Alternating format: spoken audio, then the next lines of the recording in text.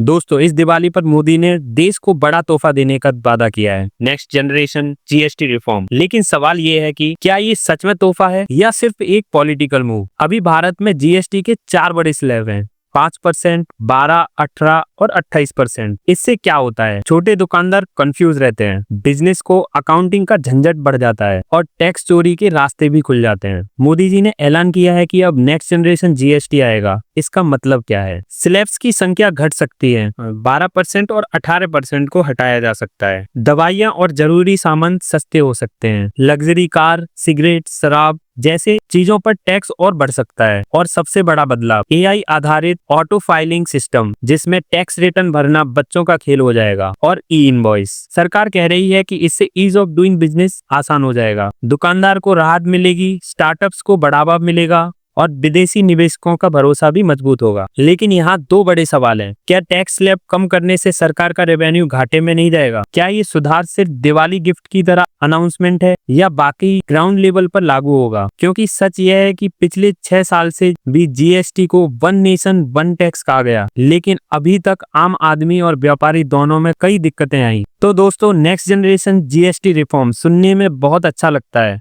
अगर ये सही से लागू हुआ, भारत के टैक्स सिस्टम को आसान, पारदर्शी और बिजनेस फ्रेंडली बनाया जा सकता है। लेकिन अगर ये सिर्फ एक पॉलिटिकल मूव हुआ तो दिवाली का ये गिफ्ट बस कागजों तक ही सीमित रह जाएगा। Thank you. जय हिंद।